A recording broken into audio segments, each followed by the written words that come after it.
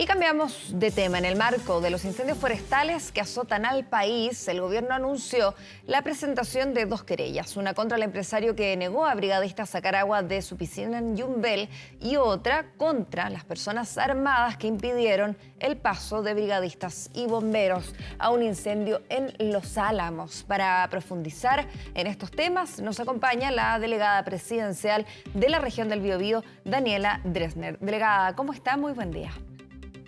Muy buen día. Bien, Prim- bien, gracias. Primero que todo, para entrar en materia, coméntenos qué hace finalmente que el gobierno decida interponer una querella. Partamos conversando sobre la acción del empresario. Muchos se preguntarán, o sea, si bien la actitud fue cuestionada, para muchos despreciable incluso, otros pudieran decir, hubo personas que se salvaron en una piscina y tal vez pudiera reclamar eso. ¿Hasta qué punto una persona es dueña de su agua, de su piscina en una emergencia? ¿Y por qué finalmente el gobierno decide querellarse? Bueno, primero que todo, decir que en una situación de incendios forestales, el agua es el recurso esencial para combatir estos incendios. Y las distintas fuentes de agua que existan en los alrededores, en la cercanía de los incendios forestales, son esenciales justamente para el labor, que es la labor que han estado haciendo los brigadistas de CONAF, de las distintas empresas, bomberos, y por lo tanto negarla es una situación que es una situación bastante compleja, pero quiero agregar que además en este momento nosotros en la región del Biobío estamos en estado de catástrofe. Eso quiere decir que es el jefe de la Defensa Nacional el que tiene la capacidad de hacerse de todos los recursos que considere necesarios, sean públicos o privados, para poder combatir las emergencias que son las emergencias que están en curso. Acá nos parece extremadamente grave lo que ocurrió con esta persona que prohibió que un helicóptero que estaba combatiendo los incendios bajara a sacar agua de su piscina para poder seguir combatiendo estos incendios de manera más rápida y más adecuada, porque implicaba que no tenía que hacer largos trayectos a buscar agua a otras fuentes de agua, sino que podía hacerlo rápidamente y por lo tanto hacía más oportuno el combate. Aquí estamos hablando de incendios que afectaron viviendas, pero que también afectaron vidas humanas. O sea, estábamos hablando de algo extremadamente grave. Y nosotros no podemos permitir que la ciudadanía sienta que puede tener la capacidad de impedir el combate de situaciones que son situaciones tan graves como la que hemos tenido en los incendios en la región del Biobío. Delegada, ustedes como delegación presidencial o tal vez equipos municipales, ¿han podido conversar con este empresario? ¿Qué dice? ¿Cómo explica su conducta?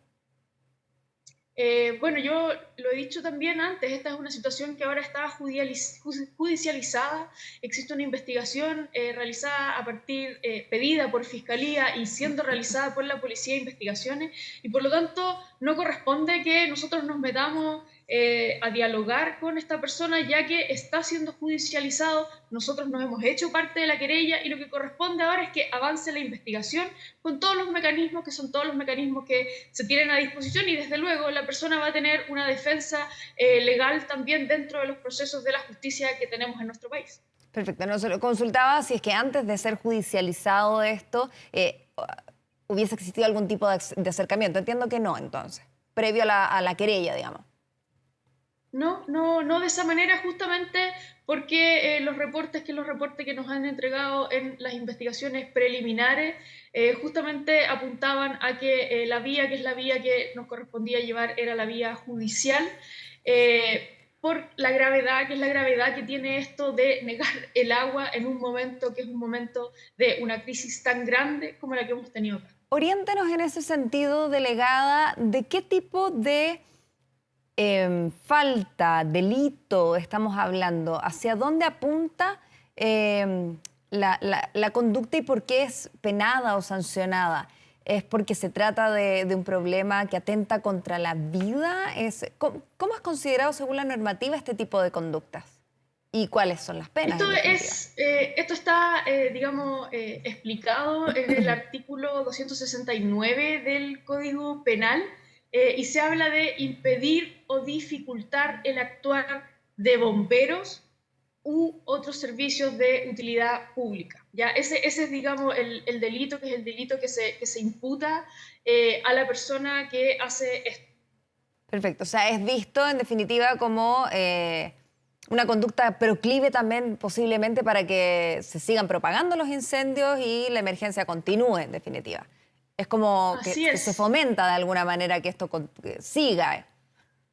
O sea, de alguna manera lo que hace justamente es lo que dice ahí, que es impedir que puedan actuar de manera oportuna los servicios que son los servicios que están combatiendo el incendio y que generan una utilidad pública para las personas. O sea, Mm. están salvando casas, están salvando viviendas, están salvando personas incluso en algunos casos, y eso es algo que no se puede impedir de ninguna manera.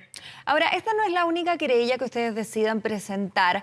También hay sobre personas encapuchadas que impiden también nuevamente el paso a brigadistas y bomberos para atacar los incendios. Sobre eso, ¿cuáles son los antecedentes que se manejan? ¿En qué circunstancia ocurre este impedimento? ¿Quién lo alerta en definitiva? ¿Y cómo se procede una vez que se encuentran con estas personas? Bueno, justamente este es un incidente que es alertado por los mismos brigadistas, que son los brigadistas que se encuentran con esta situación en la que no les permiten el tránsito, y que también se trataría, según ese relato, ¿cierto?, de personas armadas que estaban bloqueando el paso. Esto nos parece de extremada gravedad.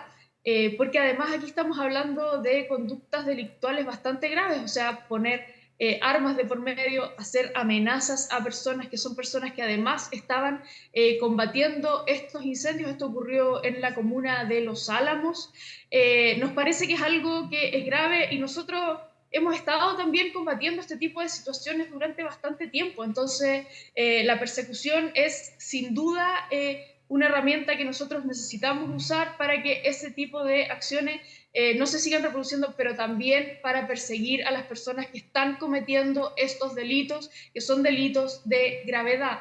Y acá decir que en este caso, además, se suma la denuncia, digamos, por lo que nos querellamos, que es porte de armas y municiones, que además empeora, digamos, agrava la falta. Y esta presencia de encapuchados que impiden el paso, armados, ¿es en alguna zona particular de Los Álamos, delegada? ¿Alguna comunidad conocida? ¿O es un predio particular, una casa de veraneo? Nada que nosotros tengamos en este momento conocimiento específico que está asociado, digamos, a estas personas, y en ese sentido decir que acá estamos hablando de delincuentes, estamos hablando de delincuentes y que son delincuentes que nosotros tenemos que perseguir. No vamos a calificarlos, no vamos a darle un contexto a personas que están cometiendo un delito que es un delito grave, y lo que nos corresponde a nosotros, lo que le corresponde a las policías es perseguirlo y a la justicia justamente pasarlos por los sistemas penales para poder condenarlo, y lo que estamos en este momento justamente es avanzando las policías, digamos, la fiscalía con esas investigaciones y nosotros haciéndonos parte de la querella para también poder empujar a que las penas sean las penas que a nosotros nos parecen adecuadas. ¿Cuáles son las penas que le parece adecuada a usted, delegada presidencial? Bueno, en ese sentido decir que arriesgan, digamos, penas para el tema de impedir el paso, ¿cierto? Se arriesgan penas entre 61 días y 3 años, según la justicia en este momento, pero a este segundo caso además se le agregan las penas que son las penas asociadas a los portes de armas y municiones, y que también de todas maneras nosotros vamos a perseguir que se pueda condenar por ambas cosas en caso de que se encuentren a las personas que son las personas culpables, y eso es parte de la investigación, que es la investigación que tienen que hacer las policías. Pero usted está optimista en ese sentido, porque también ha habido críticas sobre lo que ha pasado con los detenidos, incluso por la intencionalidad de los incendios. Hay quienes reclaman que en general las medidas adoptadas contra ellos no han sido ejemplificadoras. ¿Qué ha pasado, por ejemplo, con los detenidos en su zona? ¿En qué situación se encuentran hoy día? Bueno, mira, varios de los casos en los que nosotros somos creyentes de las personas detenidas, acá tenemos 8 personas detenidas por causar incendios dentro de este periodo, han tenido también, se le han puesto medidas cautelares. de distinto tipo, ¿ya? Pero algunos, por ejemplo, están con medidas cautelares de arresto nocturno, etcétera. Entonces tenemos distintos tipos de medidas cautelares a propósito de de los distintos delitos que se han ido cometiendo. Pero aquí decirlo, esto es parte del Poder Judicial, que es otro poder y que son ellos los que están definiendo las penas, y a nosotros no nos corresponde decir qué es lo que nos parece bien, qué es lo que nos parece mal del Poder Judicial. Lo que a nosotros nos corresponde es que las policías hagan persecución de esto, nosotros querellarnos para poder seguir los procesos y que la ciudadanía entienda que esto es un delito y es un delito que tiene consecuencias graves y como tal lo vamos a perseguir y no vamos a dejar que ninguna persona de alguna manera se salga con la suya al acometer estos delitos que tienen consecuencias tan graves. Delegada, en su zona también, en Hualqui, capotó una avioneta. ¿Qué antecedentes se tienen? Primero, consultarle por el estado de salud del piloto, en qué situación se encuentra y si es que ya se han podido recoger más antecedentes sobre qué podría haber provocado que esta aeronave capotara en circunstancias donde se encontraba combatiendo la emergencia en la zona de Hualqui, que también es de la provincia de Concepción, muy cercana a Chihuayante, zona urbana, o sea, muy cercana a una zona urbana, digo. ¿Hay antecedentes ya sobre qué podría haber provocado que esta aeronave capotara? Bueno, primero en los temas que tienen que ver con la salud del piloto, nosotros estuvimos con la familia del piloto, con el piloto durante el primer día después de que esto ocurrió. Y la verdad que nos llevamos una muy buena impresión de su estado de ánimo, de cómo él se veía, estaba muy consciente, conversando tranquilamente. Sin embargo, decir que hay algunas fracturas que son algunas fracturas de gravedad, lo que llevan a este piloto a estar en una condición que es una condición de gravedad, pero sin riesgo vital. ¿Ya? Y por lo tanto va a ser una recuperación probablemente bastante larga, pero lo bueno es que está en manos médicas muy capaces, está siendo muy bien atendido, y eso también es una tranquilidad para nosotras y nosotras, y sobre todo que está bien en un accidente que es un accidente que fue bastante grave Sí, y claro, bastante podría haber sido mortal. dificultoso. Exactamente, y por eso es dentro de todo una buena noticia a pesar de su condición, que es una condición grave, y quiero dejar muy claro que efectivamente es una condición grave, pero sin riesgo vital. Respecto de las razones por las que este avión capotó, están ocurriendo investigaciones técnicas de distintos equipos para poder determinarlo.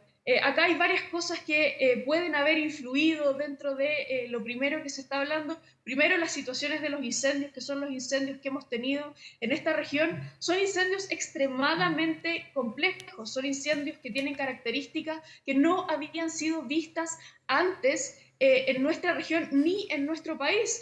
Tuvimos un incendio con velocidades de avance de que en un momento llegaron a ser de 9.000 hectáreas por hora. O sea, estamos hablando de un avance que es un avance Pero extremadamente sobre las rápido. causas del accidente, disculpe que nos queda muy poquito tiempo, ¿se descarta que haya sido un ataque a la aeronave?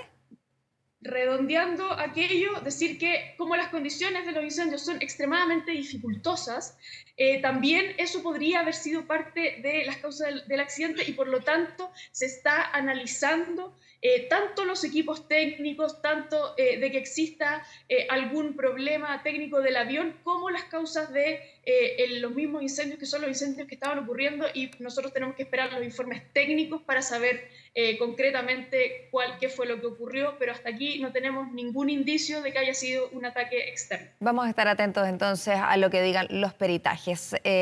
Muchas gracias, delegada presidencial del Biobío, Daniela Dresner, por estar hoy día con nosotros. Muchas gracias a ustedes por tenerme acá.